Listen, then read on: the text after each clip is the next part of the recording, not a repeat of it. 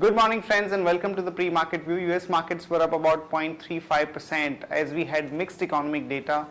The private sector job addition was in line with market expectations. However, the trade deficit widened and also the non-ISM manufacturing data was also weaker than expectations at 52.2. The 10-year bond yield in US is about 2.5.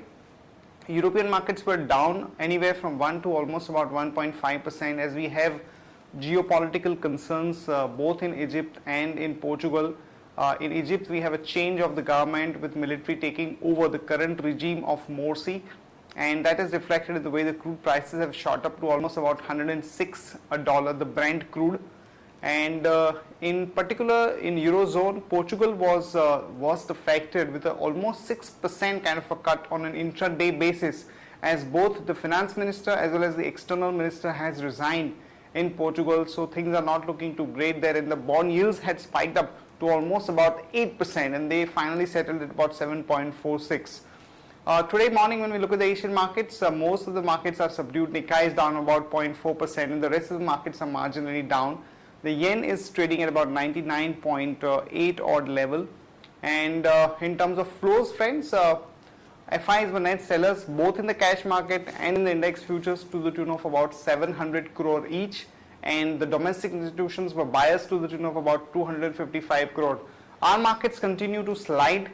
For the past 2 days we have lost almost 125 points, and the sector that led the downfall was banking. We had seen cuts of almost about 3 to 6% across the banking stocks, particularly PSU banks, though we had a meeting of the PSU banks with the finance minister, but that didn't really have any material impact on the sentiment. On that note, let me invite Sadhna to take us through important F&O cues, data and strategies that we can have in the F&O markets. Good morning friends, let's have a view on derivatives. The Indian markets started the session on lower note yesterday and extended their southward journey due to lower PMI index, which came in at 51.70, and Indian rupee fell below 60 per dollar. And markets ended the session with a loss of 1.5%, more than 1.5%. In this period, we have seen market participants had squared off their long positions as around 2.91 lakh shares were reduced in open interest, and Nifty futures turned into a discount of 3 points from a premium of 1.5 points.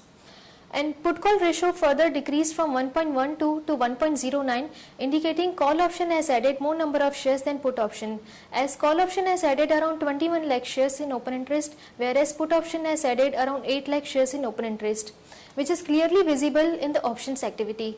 As we see 5,700, 5,800 followed by 5,900, call option has seen a good activity, whereas put option strike of 5,700, 5,600 followed by 5,500 has seen a good activity. And yesterday as we traded below the mark of 5,800, but we feel 5,750 might act as a good support for the market, and uncertainty may continue to persist in the market, but we expect some bounce.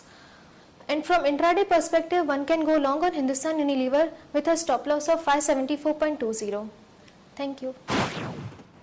Here are the important news and events that we are tracking today. First of all, there was a meeting of finance minister with the heads of PSU banks, where there was a clear indication from the finance minister to the PSU banking chief that there is a need to reduce the rates in the system, and there was not much of a consensus on that matter, and only few bankers actually indicated that they would cut the rates, like Bank of India.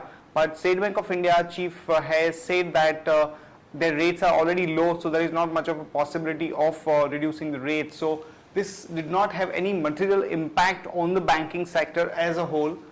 Today the Hindustan Unilever's open offer is closing, so there is a feel in the market that the acceptance would be somewhere close to about 50%. So we think that the future, which is trading at a discount, could start actually trading at a little bit of premium to at par level. So watch out for the future action in the HUL stock for next month in today's market.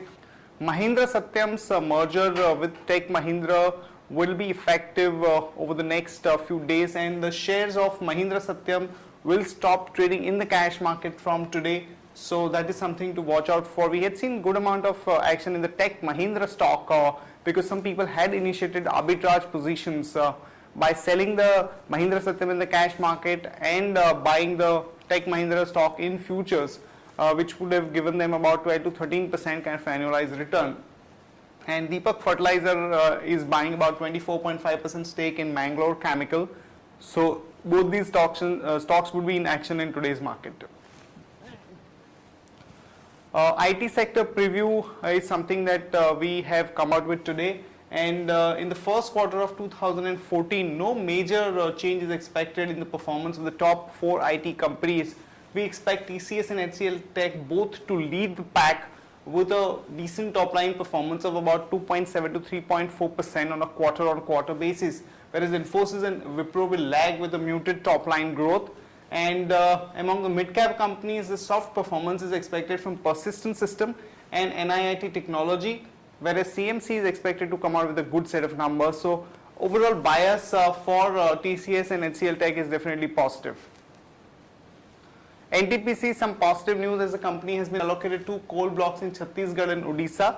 So one can go long on NTPC with a stop loss of 141.9 and a target of about 148. NMDC has reduced the iron ore prices by almost about 100 to 200 rupees per ton. So one can short NMDC on the back of that with a stop loss of 102.5 and a target of about 95.5.